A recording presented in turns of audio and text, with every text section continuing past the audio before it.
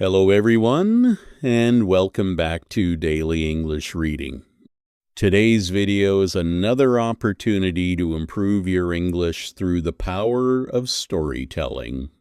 As you listen, try to focus on the pronunciation, follow the sentences carefully, and enjoy the reading experience.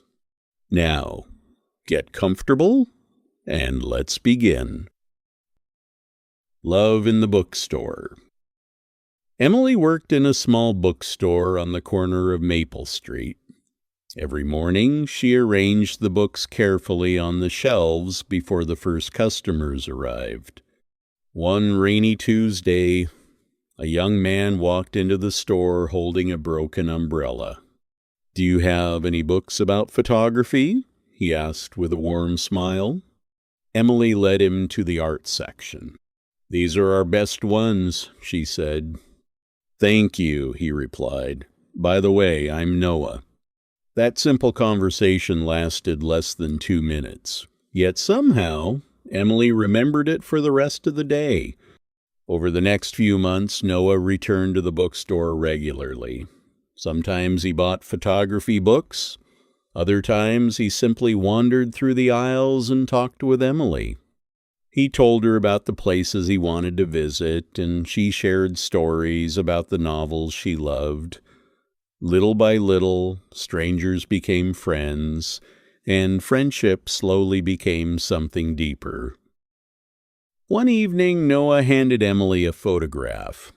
It was a picture of the bookstore. The warm lights glowed through the windows, and Emily could be seen arranging books inside. "You took this?" she asked. Noah nodded. "It's my favorite place," he said. Emily smiled, but what she really wanted to ask was, "Am I your favorite person too?" She never found the courage. A few weeks later, Noah entered the bookstore looking unusually nervous. "I have some news," he said. Emily's heart raced. "I've been offered a photography job abroad. I'll be leaving next month."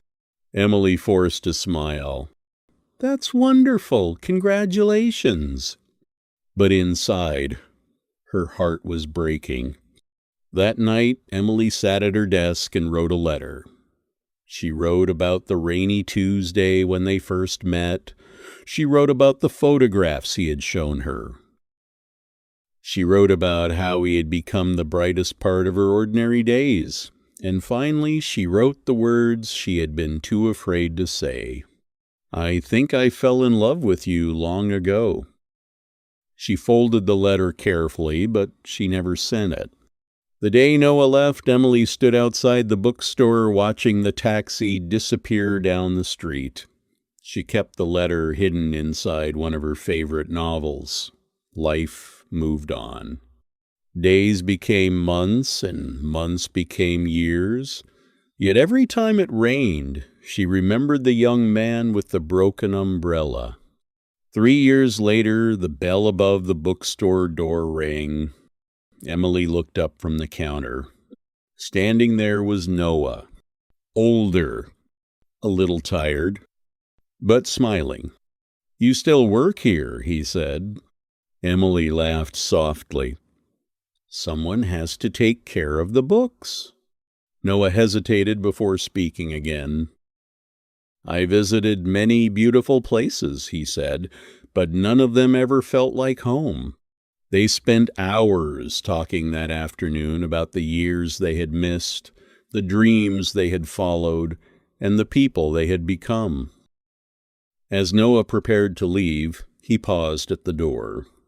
"Emily," he said quietly, "there was something I wanted to tell you years ago." Emily's breath caught. "What was it?" she asked. Noah smiled. "I fell in love with a girl who worked in a bookstore."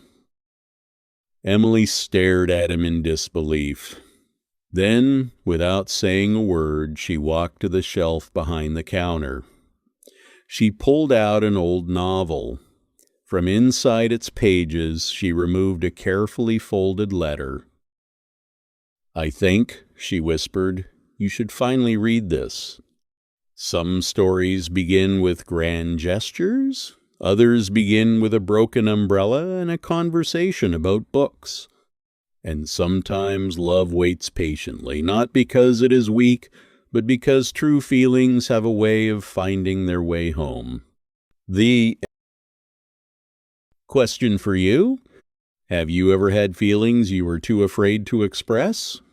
Share your thoughts in the comments.